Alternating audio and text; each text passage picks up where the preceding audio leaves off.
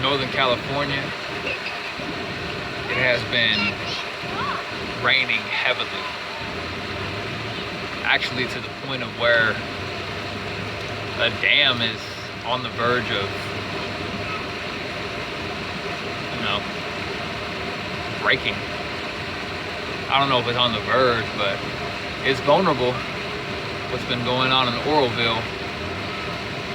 And these past couple of days have been cool though. So now you see a lot of people outside enjoying the sun. I'm over here enjoying the water. And you can see it is pretty flooded. I mean, that little snap right there don't give it no justice, but yeah, it's a lot more water than usual. And I'm just out here, just getting back in touch with the environment around me. I find it interesting that regardless of where you stand spiritually, philosophically, whatever, the majority of the time when people are feeling overwhelmed or uncomfortable or stressed or just need a break, they will go outside. I need to get some air. It's like we as people know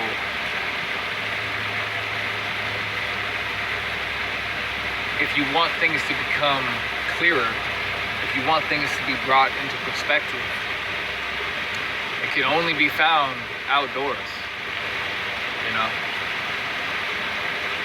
Whenever I'm going through whatever, or not all the time, but especially when I'm going through shit, I like to reconnect,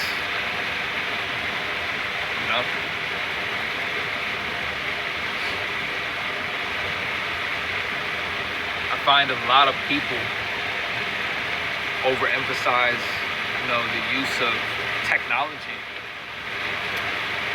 not really fully comprehending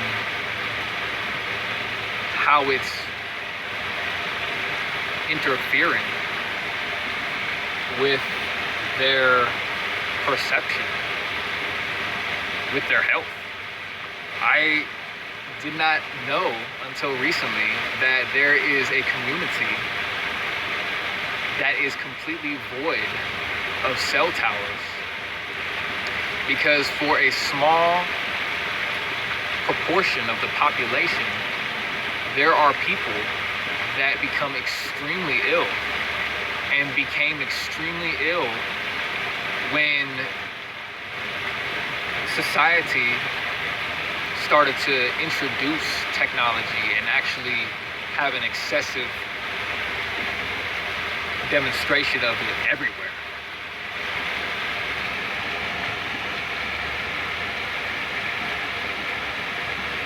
But nevertheless, even with all the technology around us, it can only do so much. People still feel the need to go outside,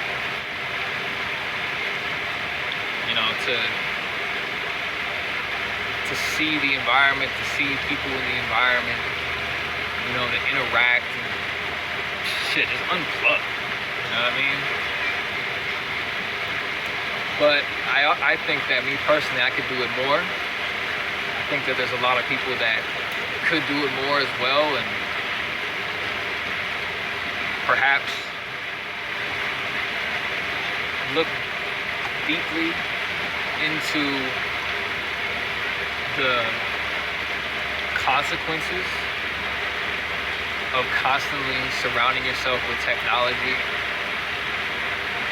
not giving yourself a break and not unplugging, because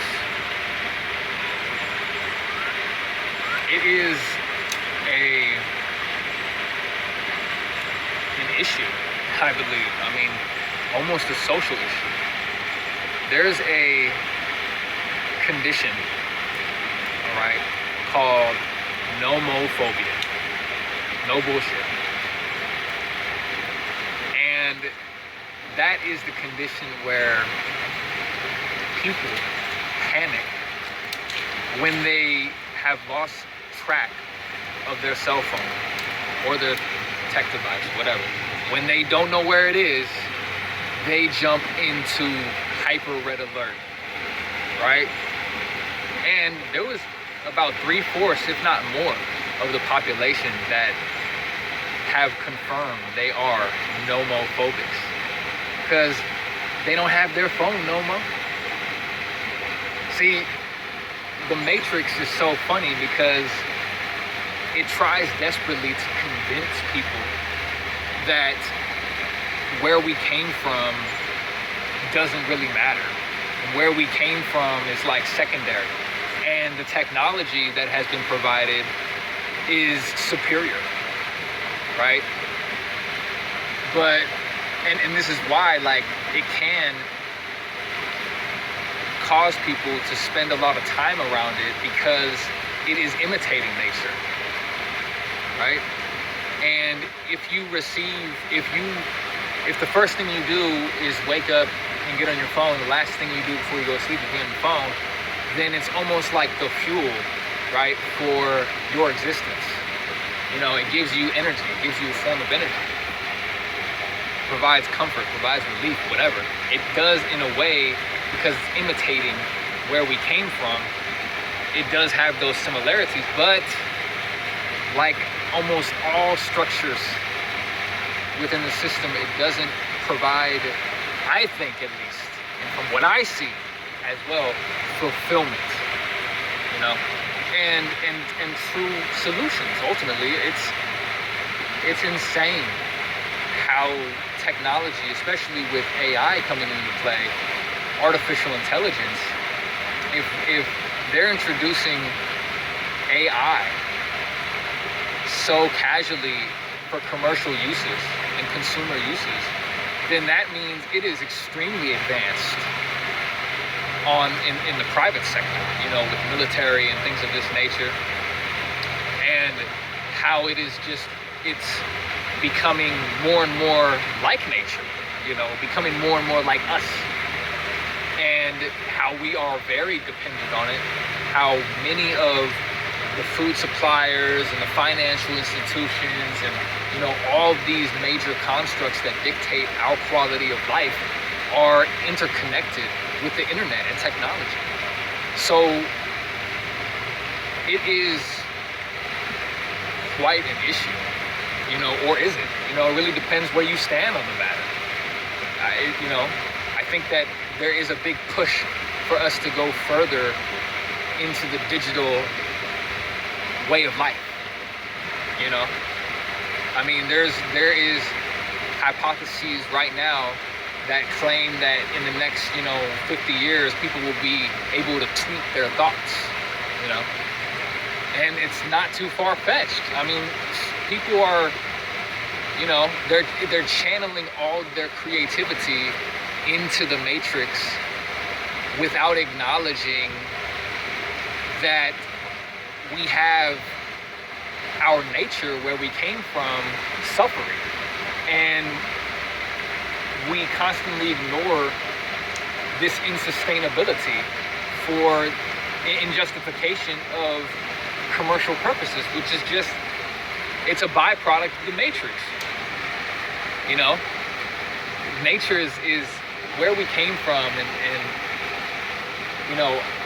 our environment, the source, whatever you want to call it, man. That is the true solution. That is fulfillment. And not to say that technology doesn't serve a purpose. I mean, it's great, and I think that it can be used for the greater good of society and the world at large. But the way it's been used and the focus of people that are creating this, the majority of people that are utilizing technology to create products and, you know, disrupt industries, you know, the majority of them really don't have like a conscious focus, you know, somewhat environmental focus, if you will, or at least a balanced focus between both ends of the spectrum, this technology and, you know, the system and these structures and all so forth and so on, and with where we came from nature. There's not too much of a balance, you know, even with the people that, you know,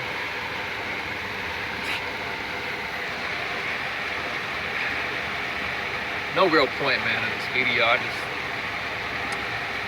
been going through it, you know, and I had to come back out here and, you know, ease my mind, share my mind, you know. So we all can't deny it. We all know the truth. And it's just a matter of whether we really want to apply it.